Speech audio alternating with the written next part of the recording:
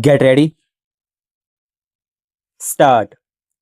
In conclusion, I would like to say a word in regard to employment with which I have been dealing so far.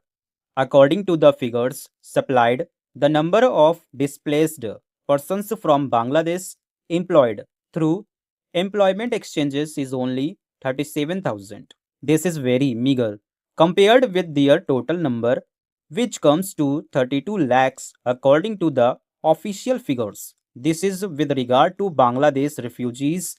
The number of displaced persons from Pakistan employed through employment exchanges is not very encouraging, but still it is 75,000. I would urge upon the Honorable Minister to take this into consideration and see that something is done to find employment for these people. Of course, there is some expenditure incurred on general education and vocational training, but when we look at the number of persons who have been given vocational training, we find that the number already trained and under training is only 17,000. This figure also seems to be very small. Considering the magnitude of the problem before us, some programs of general improvement have been undertaken by the government of West Bengal by way of setting up new industries, etc. These programs should be looked into and put into operation with a view to giving more employment to these displaced persons.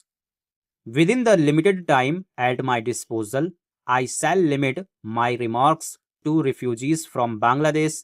The first thing which strikes one as one looks at the various brochures and publications that have been given to us is the amount of contradiction one has to battle against. The first contradiction is in regard to the number of persons government think they have rehabilitated in West Bengal, granting that it is difficult to make a final assessment of the number of refugees who have come from Bangladesh. It is still true to say that at least there should be some sort of parity between what the Union Ministry says and what the West Bengal Rehabilitation Ministry says.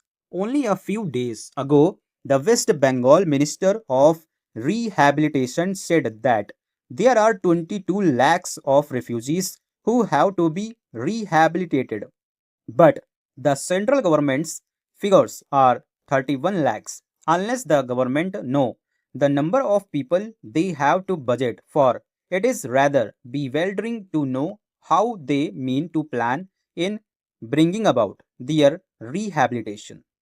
As a matter of fact, many other sources believe that the figure is far higher, but in any case, there should be some parity and some idea as to the extent of the rehabilitation problem which still remains before the people of West Bengal.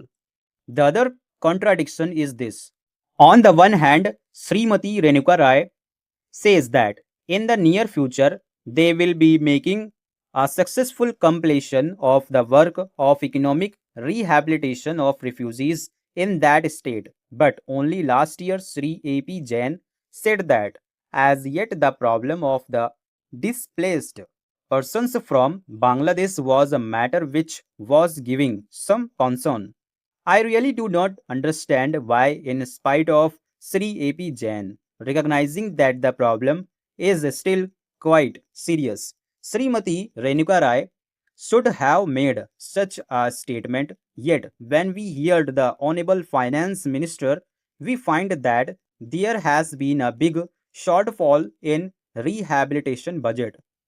I think that if the fact finding committee's report had been published, the assessment that we have rehabilitated about 50% of the people of Bangladesh who came over as displaced persons would have become quite clear in regard to its incorrectness.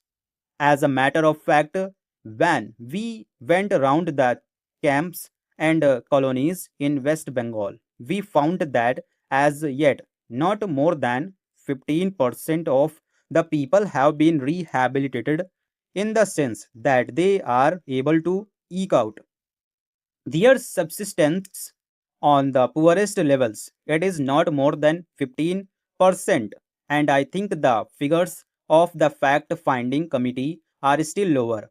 I think this is something that we have to take very seriously and put our minds to and apply all the resources that we have to find out how we will be able to tackle this problem of rehabilitation.